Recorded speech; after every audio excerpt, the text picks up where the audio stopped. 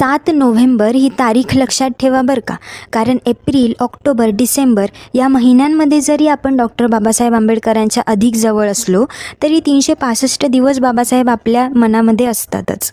पण त्यातल्या त्यात 7 नोव्हेंबर हा दिवस महाराष्ट्र शासनाने अधिकृतरित्या डॉक्टर बाबासाहेब आंबेडकर यांच्या नावाने विद्यार्थी दिन म्हणून साजरा केला जावा असं सांगितलंय. का बरं महाराष्ट्र शासन असं म्हणत असेल?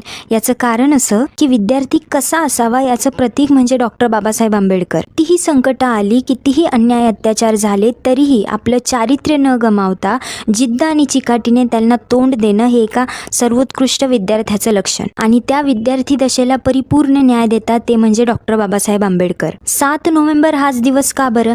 कारण 7 नोव्हेंबर 1900ला डॉक्टर बाबासाहेब आंबेडकरांचा प्रवेश साताऱ्याच्या प्रतापसिंह हायस्कूलमध्ये झाला. शाळेकडे वळणारी बारक्या भिवाची ती पावलं म्हणजे साधीसुधी नव्हती. ती एका नव्या क्रांतीची, नव्या युगाची सुरुवात होती. शाळेच्या वर्गाबाहेर बसून शिकणारा विद्यार्थी, पाण्याच्या एका घोटाला तरसलेला विद्यार्थी ते अमेरिकेच्या कोलंबिया विद्यापीठातला सर्वोत्कृष्ट विद्यार्थी, हा प्रवास म्हणजे साधा सुद्धा प्रवास नाही बरं का. हे टाकीचे घाव सोसल्यानंतर या विद्यार्थ्याने भारतीय संविधानाची मूळ रचना न्याय, समता आणि बंधुता या तत्वांवर का केली याचे प्रकर्षाने जाणीव होते. 27 ऑक्टोबर 2017 रोजी जारी केलेल्या महाराष्ट्र शासनाच्या शालेय व क्रीडा विभागाच्या या GR मध्ये असं नमूद करण्यात आलंय की 7 नोव्हेंबर हा डॉक्टर बाबासाहेब आंबेडकरांचा शाळेत जाण्याचा दिवस विद्यार्थी दिवस म्हणून शाळा आणि महाविद्यालयांमध्ये साजरा केला जावा आणि त्यासाठी विद्यार्थ्यांच्या कलागुणांना वाव देणाऱ्या निबंध लेखन, वाचन स्पर्धा, गायन स्पर्धा,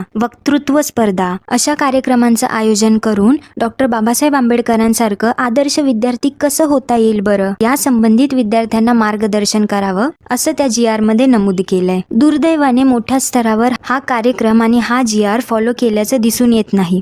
पण त्यातल्या त्यात 7 नोव्हेंबरच्या आधी जर तुमच्यापर्यंत हा व्हिडिओ पोहोचला तर आपल्या सोसायटीमध्ये नजीकच्या विहारांमध्ये जाऊन छोट्या कार्यक्रमांचं आयोजन करून या दिवसाचं महत्त्व काय आणि विद्यार्थी नेमका कसा असावा याबद्दल जागृती नक्कीच करू शकतो. त्यामुळे 7 नोव्हेंबरच्या आत हा व्हिडिओ जास्तीत जास्त लोकांपर्यंत कसा पोहोचेल याची जबाबदारी मात्र आता तुमची. व्हिडिओ कसा वाटला हे मला कमेंटमध्ये सांगायला विसरू नका आणि चॅनलला सबस्क्राईब नक्की करा.